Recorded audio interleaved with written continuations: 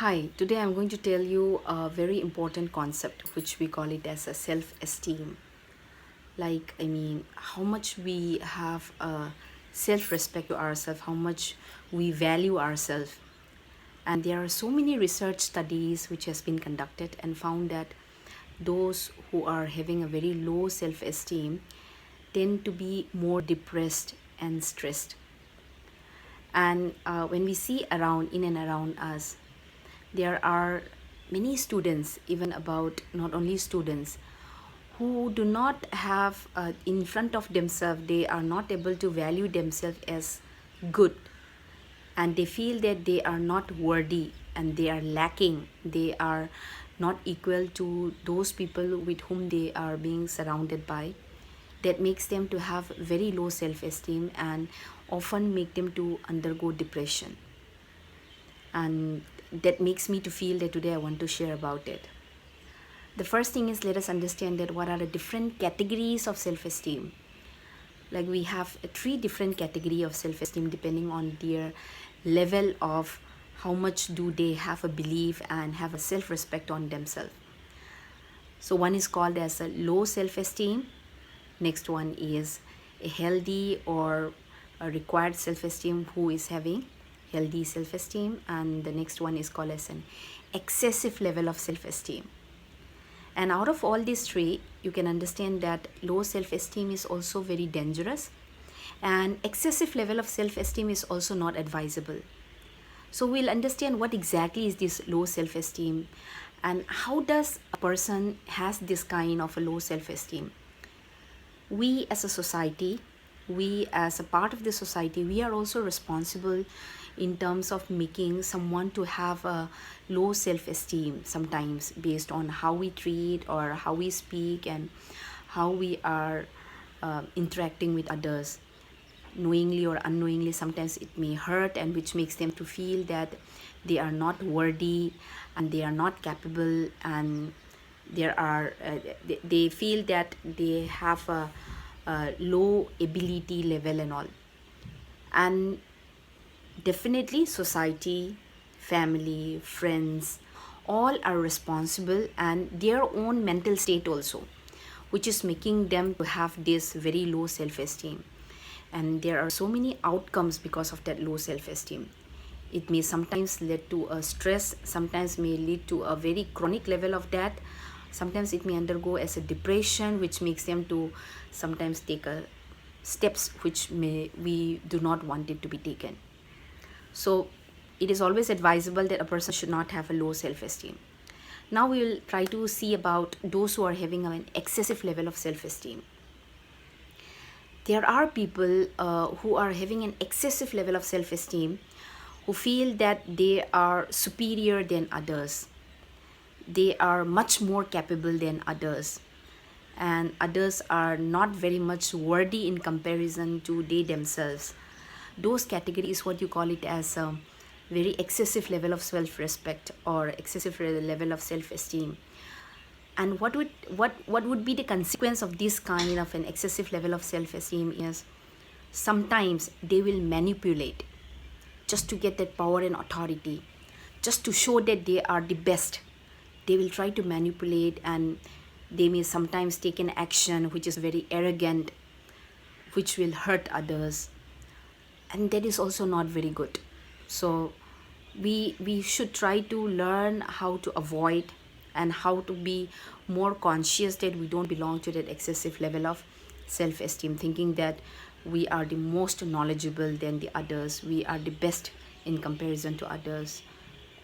And the next category, the final category, is called as the one which is an adequate level of self-esteem, the healthy one.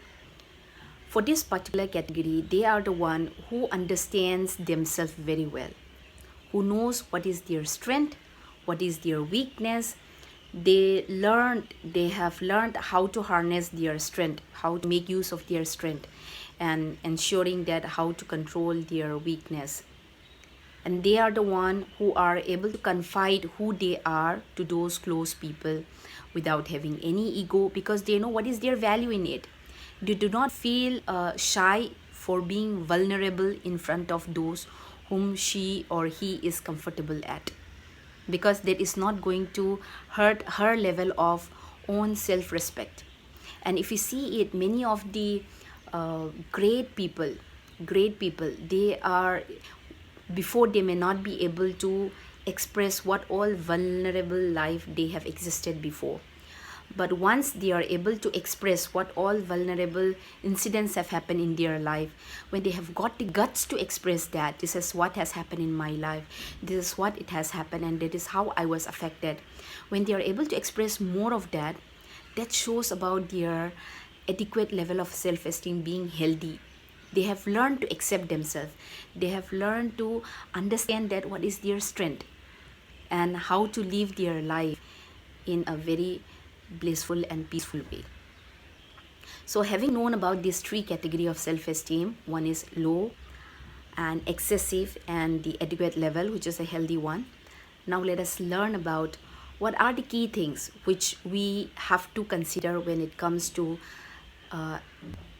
developing about the right level of self-esteem. One of the best way is to note our own mindset, our thoughts every now and then when we are living. It's like a self-introspection, where all we feel good, where all we feel low, and which kind of my own actions and reactions makes me feel that I feel good about it. That will make me to have a respect to myself, what I am good at. Next thing is to be able to, what do we say, like meditate and being mindful. The more we are able to understand our own mind, what we are capable of, what is our limit, that will give us more of an acceptability. So if we have to see about how you have to develop the self-esteem, the only way is to understand self, what we are worthy of. And the third thing is, I would say that you try to create your own challenges, which is realistic. Try to achieve that challenges. The more you are able to achieve that challenges, you will be able to understand that you are more valuable in front of your own eyes. You will feel that you are worthy, you are capable. And these three things is what I feel is very important when it comes to developing one's own true self, one's own respect in front of their own self. And the more we love to ourselves, we have a respect of ourselves, we will be able to reciprocate it to others. It is like an image. If I am not happy with what I am, definitely how can I make others to be happy with my presence?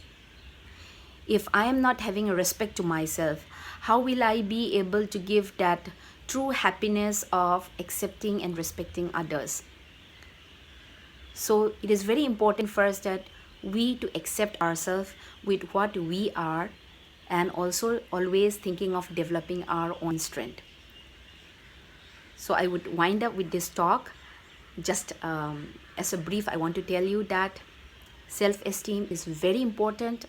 There are so many research studies which has been conducted, because having a very low self-esteem leads to depression and stress.